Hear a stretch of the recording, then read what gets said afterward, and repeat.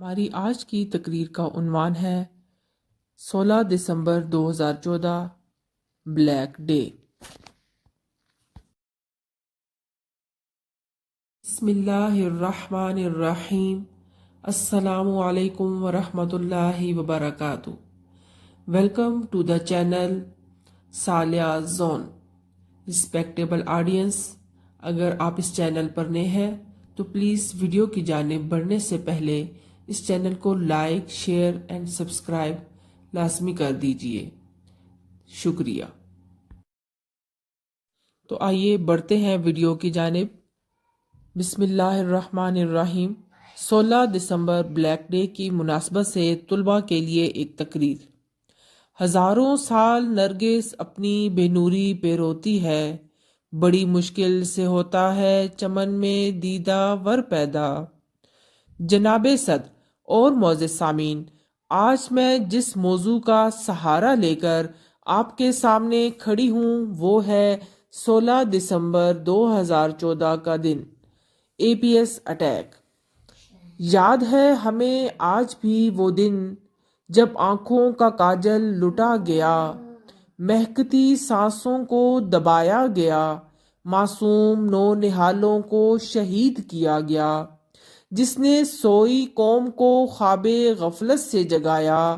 وہ دن جس نے برصغیر کے مسلمانوں کو آزادی کا دن یاد دلایا، وہ دن جس نے مسلمانوں کو عظمت رفتہ کی یاد دلائی، وہ دن جس نے امت مسلمہ کو بھولا ہوا سبق یاد دلایا، وہ دن جس نے قلوب کو گرمایا، روحوں کو تڑپایا، وہ دن جس نے ترقی و خوشحالی، کامیابی و کامرانی، عزت و عظمت، رفعت و بلندی سمیت ہر خیر کو یوں سمیٹ ڈالا، وطن عزیز کا سرمایہ بہا دیا۔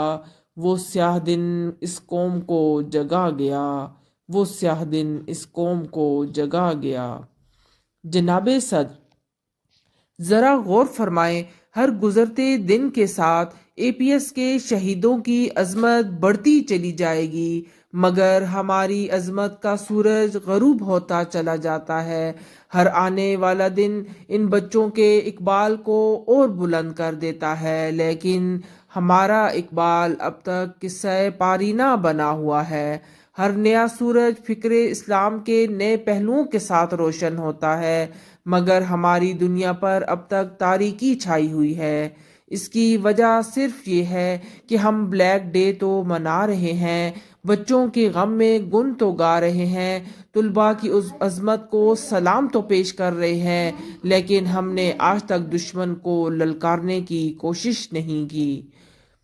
اوروں کا ہے پیام اور میرا پیام اور ہے، عشق درد مند کا طرز کلام اور ہے۔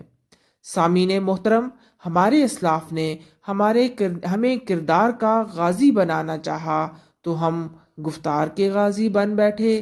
ہمارے اسلاف نے ہمیں خودی کا درس دیا مگر ہم خود سر بن بیٹھے۔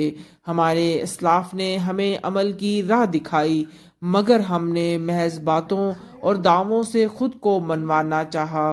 ہمارے اسلاف نے ہمیں یقین محکم سے لیس کیا مگر ہم تشکیک کی راہوں پر چل نکلے۔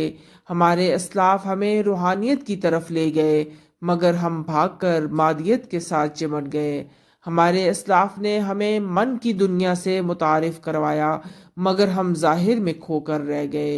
اے اسلام کے نام لیواؤ، اگر تمہیں عظمت رفتہ کی یاد ستاتی ہے، اگر تمہیں دوبارہ امامت کے منصب پر فائز ہونا ہے، اگر تم پھر سے دنیا کی زمام اقتدار اپنے ہاتھ میں لینا چاہتے ہو تو آؤ اور پوری دنیا پر چھا جاؤ۔